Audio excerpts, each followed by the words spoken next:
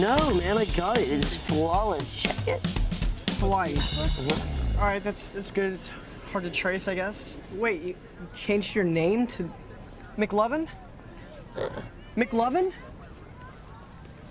What kind of a stupid name is that, Fogel? What, are you trying to be an Irish R&B singer? This guy's either gonna think, here's another kid with a fake ID, or here's McLovin, the 25-year-old Hawaiian organ donor.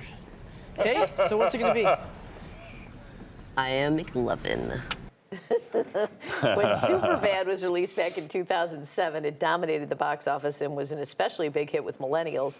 The iconic film launched the careers of Jonah Hill, Cera, Emma Stone, Bill Hader, Seth Rogen, just to name a few. Journalist and author Andrew Buss has a new book about the movie's lore. It's called I Am McLovin, how Superbad became the biggest comedy hit of its generation, and he joins us this morning. Good morning. Good morning. How are you all doing today? Good to have you with us. This really, captures the awkwardness of that age. But how is it different than, say, Revenge of the Nerds or other movies who have tried to do the same thing? Absolutely. Well, what I think really makes Superbad special is that it's a film that's not afraid to kind of wear its heart on its sleeve. Yes, it's raunchy. It's got all the kind of wild jokes that you would see in those typical teen comedies. But it's also a film that's about so much more.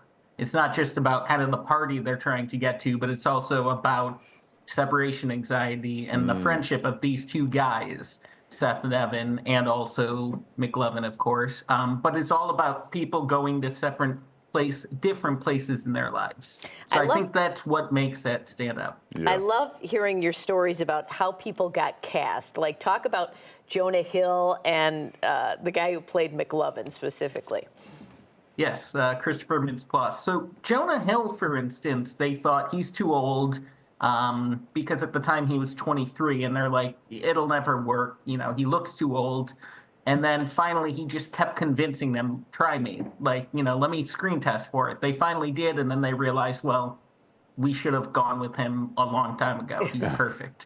And then for Christopher Mintz-Plasse, they looked everywhere. They had all sorts of auditions, and then they finally put up casting notices in high schools around California. And he came in, had never auditioned for anything, had never acted in any film, TV, nothing. And he just impressed all of them. And there was a little bit of tension at first between him and Jonah Hill. Jonah said, do not hire that guy, but he was too perfect, and they had to hire him. And they said they hired him because Jonah Hill's like, he's annoying you, so this is perfect. Yes. That's exactly it's what we want. It's perfect for the movie. Exactly. Is it true that Seth Rogen started writing this when he was 13?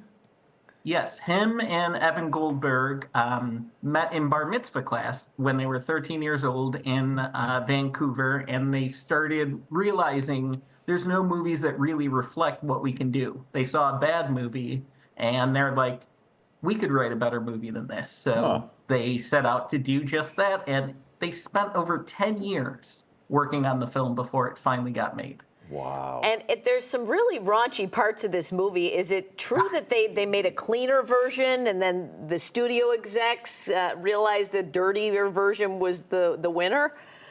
Well, they were always making the dirtier version, but they made the cleaner version to be on TV and airplanes. And eventually, after a week of doing so, it was the production. The film crew realized, this is exhausting. We can't make two versions of this movie because we have to change every single line. It's so dirty. So after a week, they finally just gave up on that and went with the dirty version. Is there a way the movie has seen differently after 17 years, or is it pretty much it is what it is?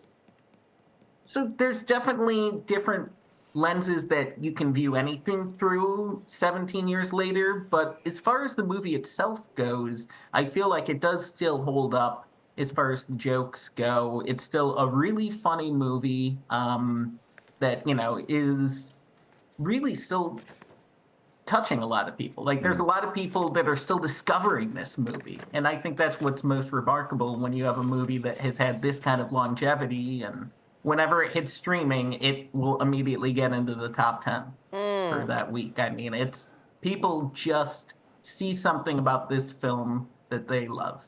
I mean, they might even see themselves in it. Yeah. So Judd Apatow is the guy behind this, who's been behind a lot of comedies. Is there any like Gen Z version of this on the horizon from him, or is there someone else who's doing a movie like this? I don't know. There's always those. You always see every couple of years there will be a new version of Superbad, and even from the people involved, they've done movies that kind of harken back to the vibe of Superbad. Seth Rogen produced a movie called Good Boys, which was basically felt like Superbad in middle school. Oh yeah. And then there's been other movies over the years.